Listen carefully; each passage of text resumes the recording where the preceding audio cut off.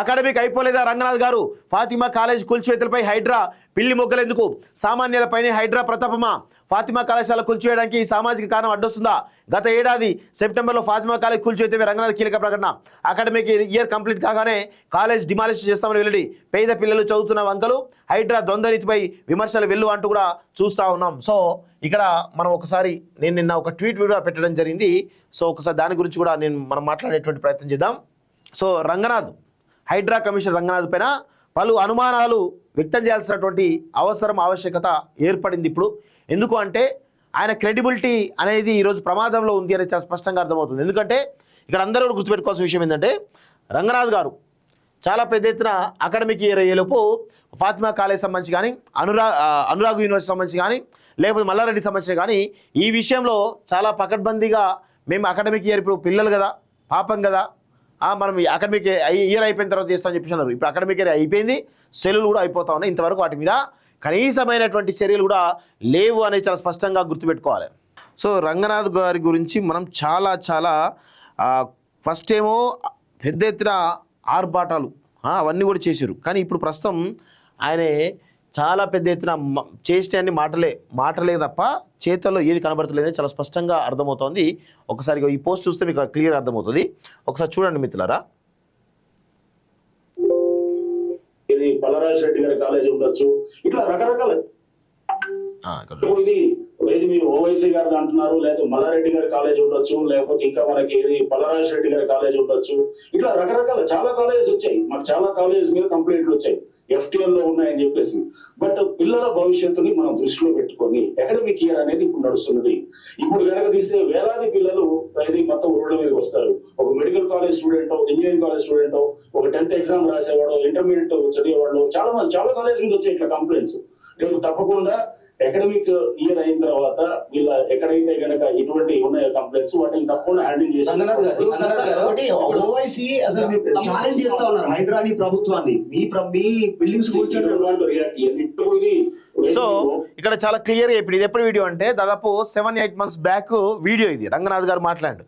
So Palla Rajeshwar Reddy college పైన complaints పోయినాయి, Mallareddy college పైన కంప్లైంట్స్ పోయినాయి, అదేవిధంగా ఇప్పుడు ఫాతిమా కాలేజ్ పైన కంప్లైంట్ పోయినాయి. ఈ 3 అంశాలపైన కంప్లైంట్స్ పోయినాయి ఆయనకి. ఎందుకంటే వాటి మీద మాలాంటి ఛానల్లో చాలా పెద్ద ఎత్తున స్టోరీస్ కూడా చేయడం జరిగింది. సో ఇప్పుడు రంగనాథ్ గారు చెప్పి 7-8 నెలలు అవుతోంది. ఈ అకాడమిక్ ఇయర్ ఆల్రెడీ కంప్లీట్ అయిపోయి ఆల్రెడీ హాలిడేస్ కూడా పూర్తి అవుతా ఉన్నాయి త్వరలో. సో ఇప్పుడు రంగనాథ్ గారు వీటి మీద ఎలాంటి చర్యలు తీసుకోబోతున్నారు? ఓవైసీ కాలేజెస్ నిజంగా అది మీరు హైడ్రా మీరు అన్నారు, చాలామంది కూలగొట్టారు కదా. అక్కడ అమీన్పూర్లో పేద వాళ్ళే, ఇటు మాదాపూర్లో పేద వాళ్ళే కూలగొట్టారు. మీరు దానికి చాలా పెద్ద ఎత్తున ఎక్స్పెన్స్ ఇచ్చారు. మేము నోటీసులు ఇచ్చినాం, అది చేసినాం ఇది చేసినాం అని చెప్పి చాలా పెద్ద ఎత్తున ఒక రకమైనటువంటి స్టోరీ అల్లేరు మీరు. సో నేను ఒకటే అడుగుతాను, ఓవైసీ కాలేజీలను కానీ పల్లారాజేశ్వరరెడ్డికి సంబంధించినటువంటి కాలేజీలు కానీ అదేవిధంగా ఇటు మల్లారెడ్డికి సంబంధించిన కాలేజీలు కానీ ఇతర కాలేజీలు ఏవైతున్నాయో వీటిపైన మీరేమన్నా ఎంక్వైరీ చేశారా? ఎంక్వైరీ చేసి మీరేం తేల్చారు అనేది మీరు బయట పెట్టండి. ఎందుకంటే మేము పబ్లిక్ డొమైన్లోనే అడుగుతున్నాం, మీరు కూడా పబ్లిక్ డొమైన్లో బయట పెట్టండి. ఓవైసీ కాలేజు ఈరోజు అది బఫర్ జోను లేకపోతే FTLలో ఉందా లేదా ఒక్కసారి మీరు దానికి ఎక్స్ప్లెయిన్ చేయాలి. రెండోది పల్లారాజేశ్వర్ సంబంధించినటువంటి అనురాగ్ సంబంధించిన కాలేజీలు కానీ నీలిమ హాస్పిటల్ ఇవన్నీ కూడా బఫర్ జోన్లో ఉన్నాయా, FTLలో ఉన్నాయా? Anurag university plus Neelima hospital, Anurag university సంబంధించిన అనుబంధ హాస్టల్స్, నేను దాని మీద విపరీతమైన స్టోరీలు చేసిన. సో ఇప్పుడు పల్లారాజేశ్వరరెడ్డి కాలేజ్ పైన మీరేమైనా ఎంక్వైరీ చేశారా? ఏం తెలిచారు ఇన్ని రోజుల పాటుగా? ఇప్పుడు మల్లారెడ్డి కాలేజీలు చాలా పెద్ద ఎత్తున వాళ్ళ పార్టీ గతంలో ఇప్పుడు పార్టీ ఉంది, వాళ్ళ కాంగ్రెస్ ప్రభుత్వం ఉంది, వాళ్ళ ఎమ్మెల్సీ బల్మూరు వెంకట్ చాలా పెద్ద ఎత్తున మల్లారెడ్డి కాలేజీ పైన పోరాటం చేసిండు. సో మల్లారెడ్డి కాలేజీలు కూడా చాలా రకాల కథనాలు వచ్చినాయి. మీరు వీటిపైన ఏమైనా చర్యలు తీసుకున్నారా? వీటిపైన ఏమైనా కనీసం ఎంక్వైరీ చేశారా? వాటి రిపోర్ట్ ఏంది? మళ్ళీ అకాడమిక్ ఇయర్ స్టార్ట్ అవుతుంది, మళ్ళీ వచ్చి అకాడమిక్ ఇయర్ స్టార్ట్ అయింది కదా, మళ్ళీ వేల మంది విద్యార్థుల భవిష్యత్తు కదా, మళ్ళీ మనం నెక్స్ట్ అకాడమిక్ ఇయర్ హాలిడేస్లో మనం ఎండ్ అయిపోయాక హాలిడేస్లో మనం చూద్దాము, దానికి ఖచ్చితంగా ఎంక్వైరీ చేస్తాము, కూలగొడతాము ఏమైనా ఉంటాయి అని చెప్పేసి అంటారు. ఇది రంగనాథ్ చేసే ప్రయత్నం.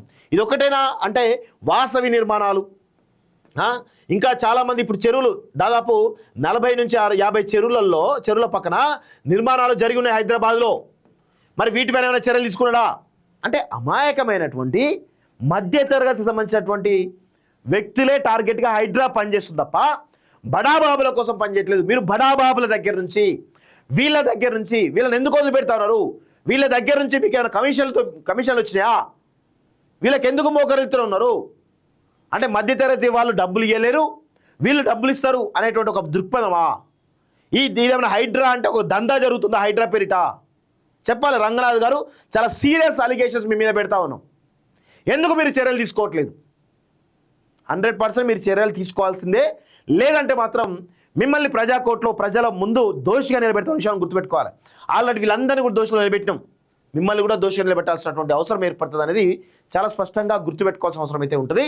రంగనాథ్ గారు మీరు ఎంతో అద్భుతమైనటువంటి వ్యక్తి, చాలా పెద్ద ఎత్తున చేస్తారు అనేది అనుకుంటా ఉన్నారు అందరూ.